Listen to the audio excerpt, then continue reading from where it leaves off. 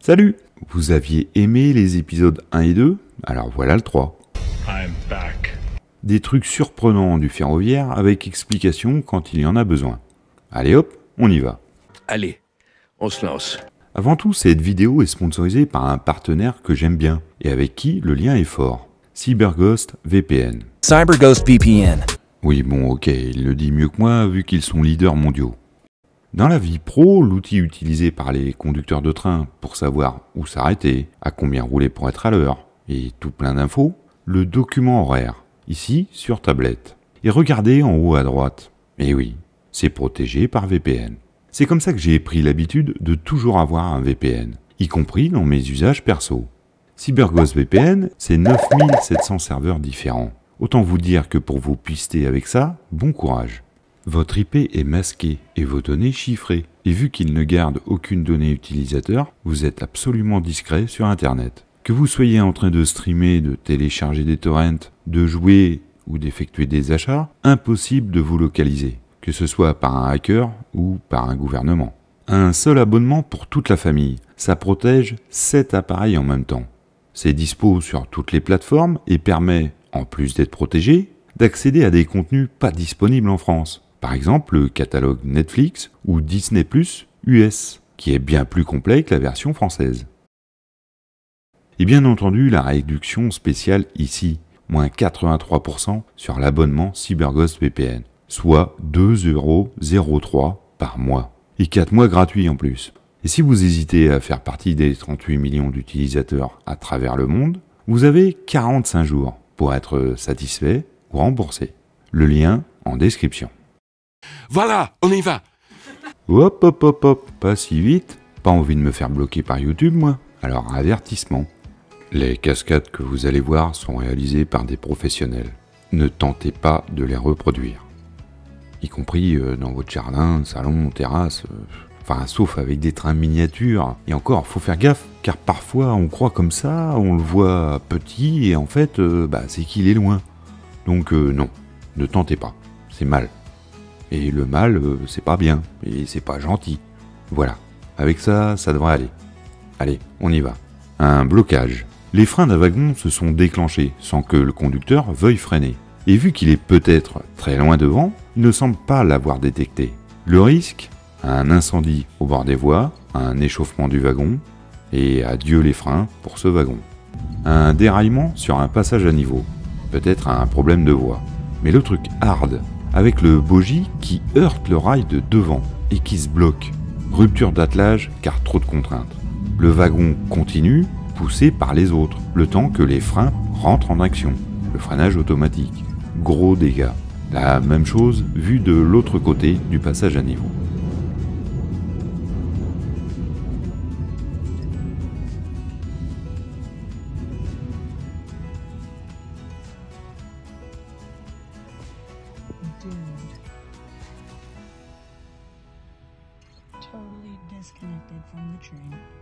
Le réalisme de cet écran en Chine, c'est dingue. Un classique qui me surprend toujours autant. Imaginez vous roulez sur l'autoroute et un essieu de train vous double. On peut imaginer qu'il était chargé sur un camion et que, pour une raison inconnue, il est tombé. Entre l'élan et la pente, il prend de la vitesse et on peut alors lui dire au revoir.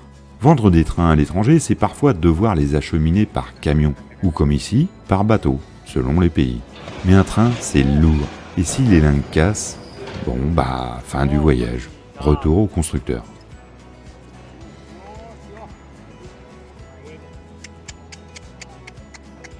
Le système de protection des piétons des tramways dans certains pays. Et comment le relever après déclenchement. Simple et efficace.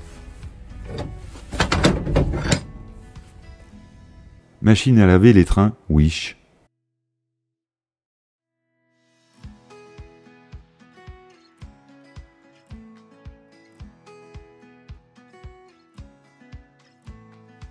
Les trains du canal du Panama.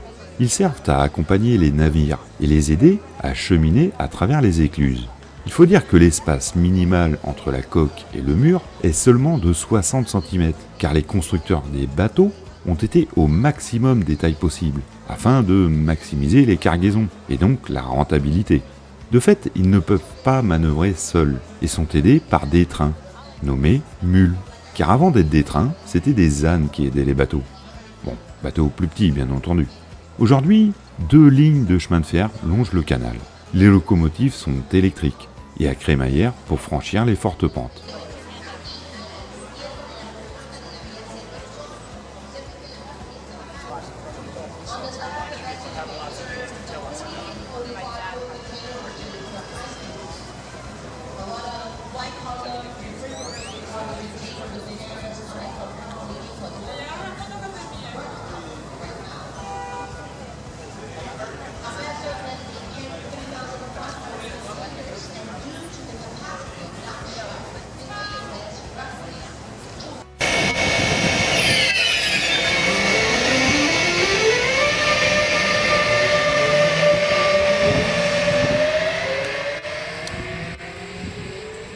Sans doute un des plus beaux sons du ferroviaire moderne, la Taurus de Siemens, qui fait chanter ses harmoniques.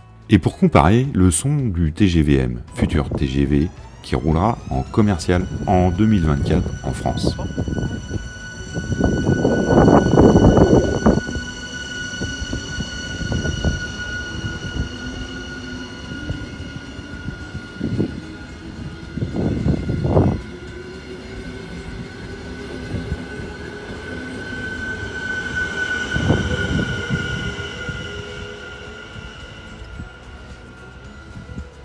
Une pub pour un service de streaming. Bon, le service en lui-même, on s'en fiche, mais la pub est pas mal du tout pour signifier que le temps passe vite quand on est absorbé.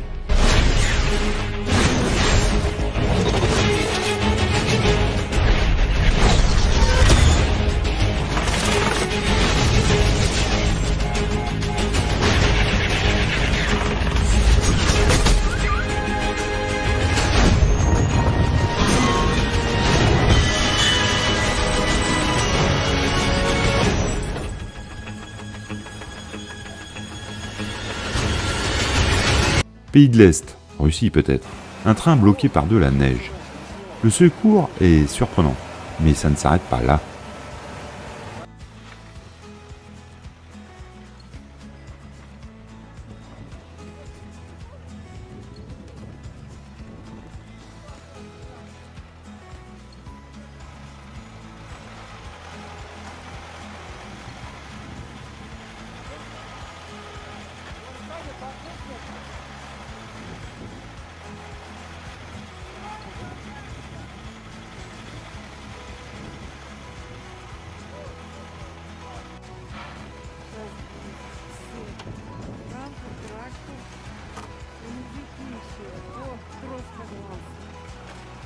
Les voyageurs descendent poussés.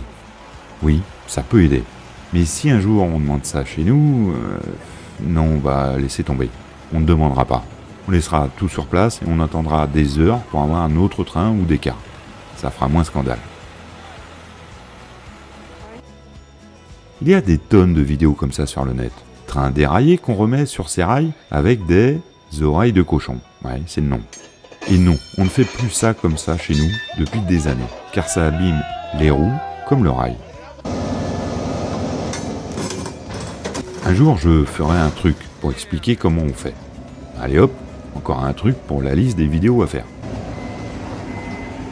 On voit souvent des crash tests de voitures, mais peu de trains. Les Russes ont essayé avec des voitures contre-butoirs. On voit que celle qui frappe tient le coup, mais les forces se transmettent alors à la suivante, moins résistante, qui finit en accordéon. Aujourd'hui, les trains sont étudiés pour dissiper les forces avec des absorbeurs de choc.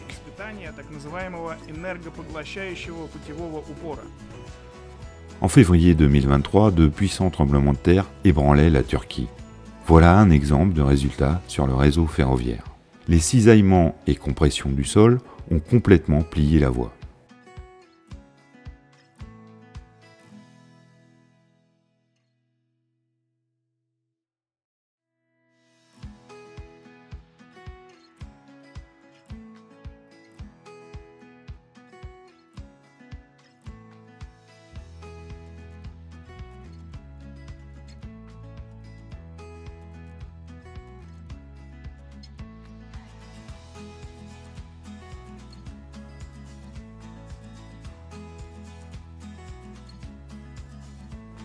un timelapse des circulations voyageurs en France. Je parlais il y a peu dans une vidéo de pointes, et notamment des pointes quotidiennes, matin et soir.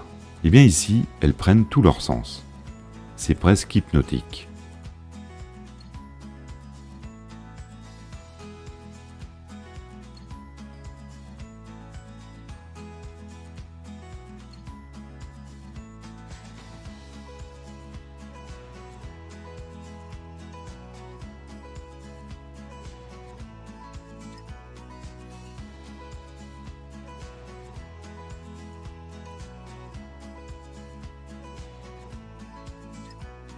Le cantonnement des trains.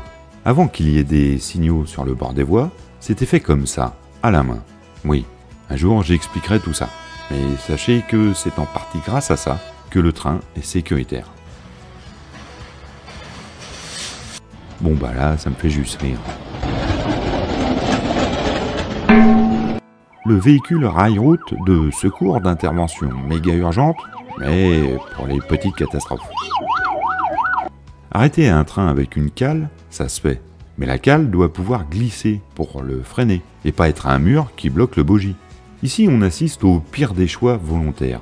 Le train va franchir un signal fermé, sans y être autorisé, et a toutes les chances de heurter les trains de la voie d'à côté. Aussi, on le dirige vers le sable, c'est-à-dire qu'on le fait dérailler volontairement.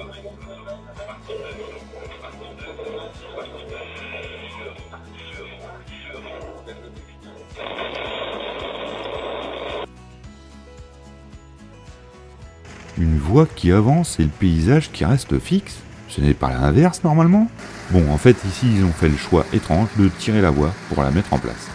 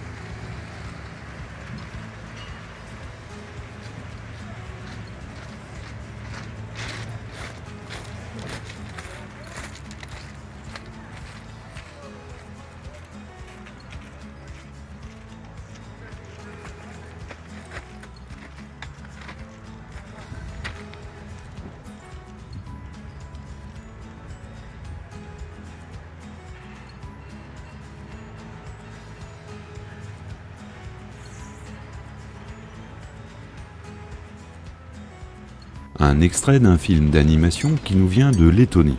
J'adore la manière dont est traitée la prévention sur le fait de ne pas jouer sur les voies.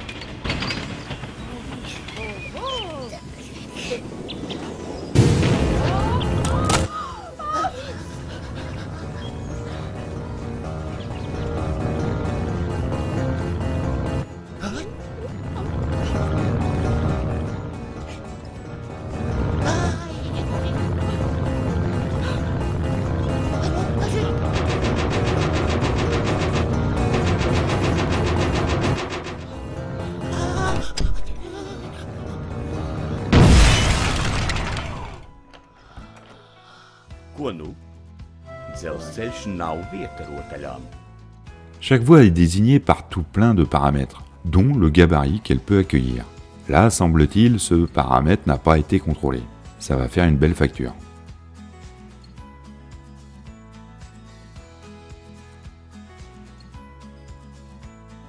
Le retour de ma passion pour le vidage des wagons. Ici, c'est une citerne servant à évacuer les résidus de fonderie. Et comme dirait chef Chaudard... Ça marche pas votre lampe, chef. Tape au cul.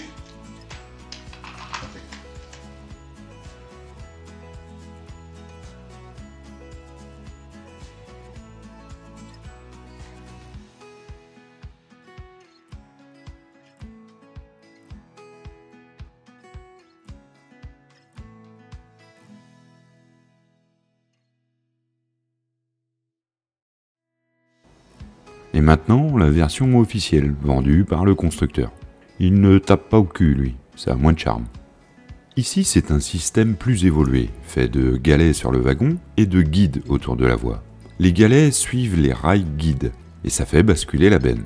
Bon, ça demande une structure autour de la voie, donc ça n'est réservé qu'aux usines qui ont un gros trafic, car ça doit coûter un bras. Helix system, resembling two offset arches over the tracks, is constructed at the unloading site. Each wagon has a capture wheel, and as it moves along the railroad track, this connects with the stationary helix structure.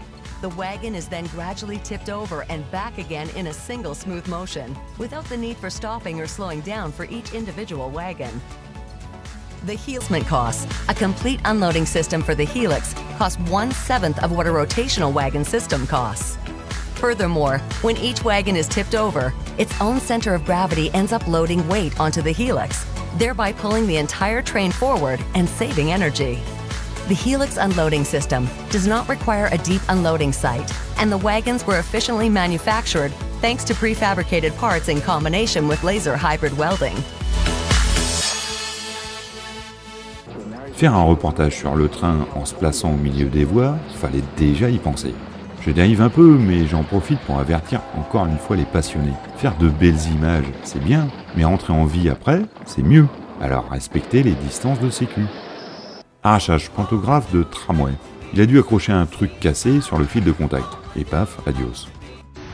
Alors, on ne dit pas pantographe, mais perche, pour ce bras qui vient alimenter les trolleybus. Et ils sont guidés par ces genres d'entonnoirs lors de la montée, pour pouvoir arriver jusqu'au fil de contact. Car contrairement à un pantographe qui est une bande, ici c'est un point qui vient à la rencontre du fil. Donc il faut l'aider à trouver son chemin.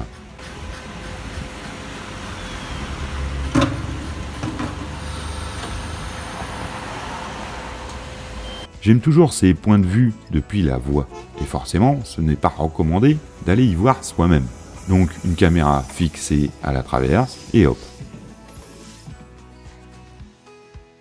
L'image est dingue, et c'est là qu'on se rend compte de la rigidité de l'ensemble sur une faible distance. Bien entendu, avec un pont c'est mieux, car ça permet déjà d'avoir moins peur et de passer plus vite. Mais le truc encore plus dingue, c'est de savoir pourquoi il n'y a plus de pont. Il a été volé. En cherchant un peu, on trouve qu'il y avait déjà eu un vol de pont ferroviaire en Russie en 2019. 53 tonnes de métal. Et vu le prix des métaux, ça rapporte. Ce monde est dingue.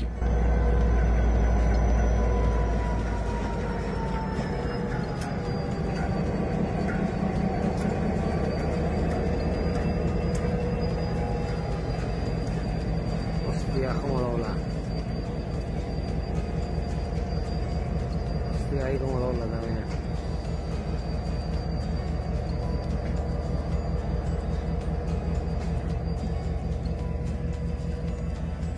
Train anglais avec alimentation électrique par troisième rail. Houston, on a un problème. On a des gens qui paniquent et sortent en courant. Et ceux à l'inverse qui sortent en mode je sais pas trop pourquoi, mais bon, ok, je descends. En vrai, c'est ça. J'ai eu un incendie dans un de mes trains, et quand j'ai demandé aux clients d'évacuer, ça a donné ça. On ne s'y voyait plus dans la voiture tellement il y avait de fumée, et certains restaient là, assis, tranquilles. Oh, fucking hell.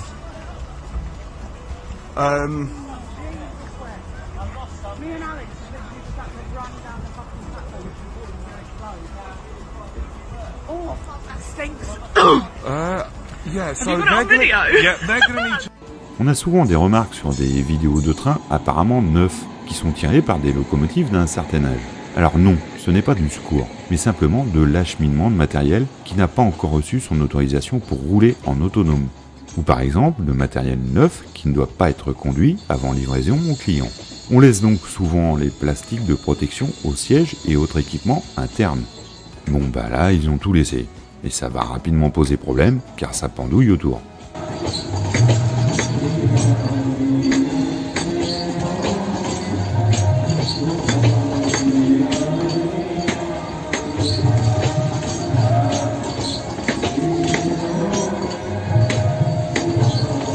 L'objet que tout ferrovipate se doit d'avoir dans sa cuisine, la bouilloire locomotive à vapeur.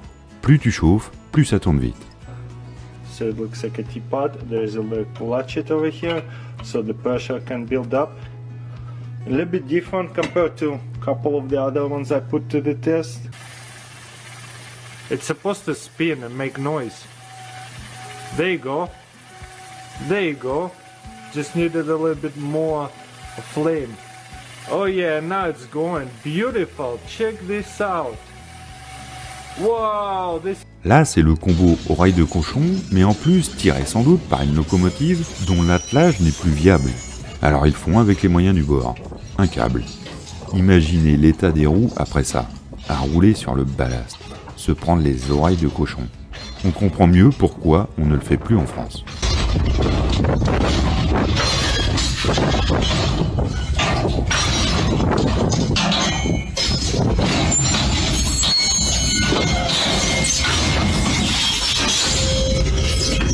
Veuillez rester derrière la ligne jaune. Bah pourquoi? Pour ça, Ça aussi, c'est déjà arrivé dans ma région. Le camion avait tout arraché avec sa benne restée levée. Juste avant que tout disjoncte, le courant passe de la benne aux roues pour aller à la terre. Mais il est bloqué par les pneus, alors un arc se forme entre la jante et la terre.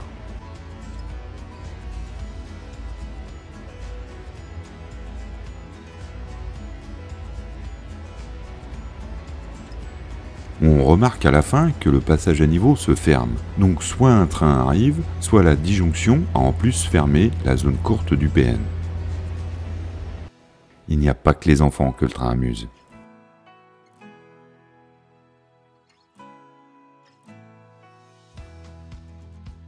Alors oui, les clients plus loin qui attendent auront du mal à croire que le train ou tram qu'ils attendent est retardé par une harde de sangliers en pleine ville.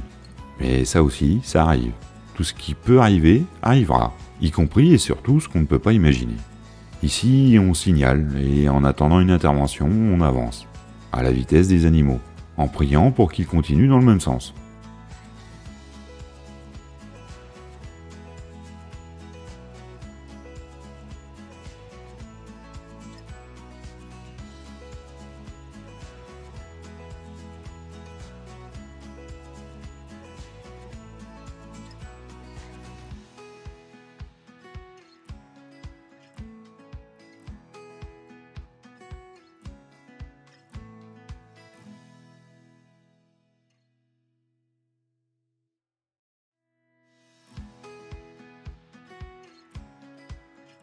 Un carrefour routier et tram avec une courbe bien prononcée. La vitesse doit y être limitée, un peu comme une courbe sur la route. Vu la vitesse à laquelle arrive le tramway dans la courbe, on peut sans mal supposer la cause du déraillement, la survitesse. Au train, c'est la même chose. Certaines zones de vitesse jugées dangereuses ou trop souvent dépassées sont équipées de systèmes de sécurité qui arrêtent le train s'il va trop vite. D'autres non. Et alors, voilà le risque. Image assez terrible d'une aiguille mal tracée, et la vapeur qui rentre sur voie occupée au lieu d'aller à côté. Le conducteur n'a pas le temps de réagir. C'est pour ça que sur voie de service, les voies qui servent au mouvement des trains, on circule en marche en manœuvre. Une marche à vitesse très réduite, de façon à pouvoir tout vérifier. Cependant là, c'était presque imparable.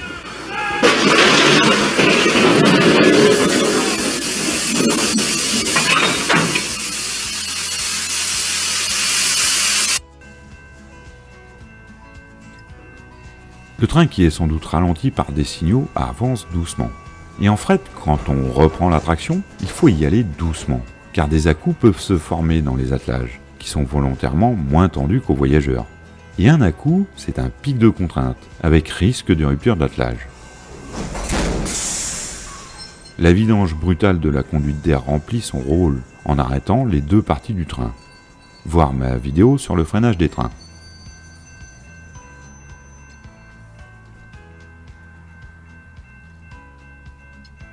Celle-là j'adore, car ça pourrait être dramatique, mais attendez la chute. On va terminer par ma passion vidage de wagon avec la bascule. Toujours aussi impressionnant de voir un truc de plusieurs dizaines de tonnes être basculé comme si c'était un petit rien. Le cerveau qui se dit « Tiens, pour le vider, pourquoi pas le basculer ?» Moi, ça m'épate.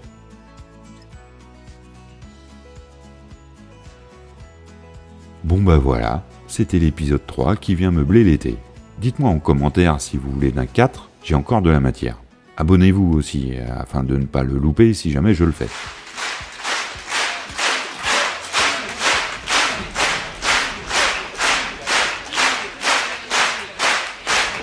Bon ok, une petite dernière pour la route. Je vous propose de finir avec une vache qui en avait marre de voir passer les trains et décide d'en devenir un. Alors, on se dit à bientôt pour le 4 ? I'll be back. La rentrée sera chargée sur la chaîne et on ne va pas s'ennuyer d'ici Noël, car je vous prépare quelques trucs sympas. Mais il y en a un qui me tient plus à cœur que les autres, les Journées du patrimoine 2023. Ce sera partout en France, les 16 et 17 septembre. Je vous mets le lien ici en haut à droite. L'année dernière, j'animais, aussi cette année, je change. Je vais me mettre dans la peau du visiteur et aller découvrir les métiers du ferroviaire qui ne sont pas le mien. Je vous ferai une vidéo, mais en attendant, visitez le site répertoire JEP SNCF et chauffez les inscriptions dès que ce sera ouvert. Allez, à bientôt les tchouchous.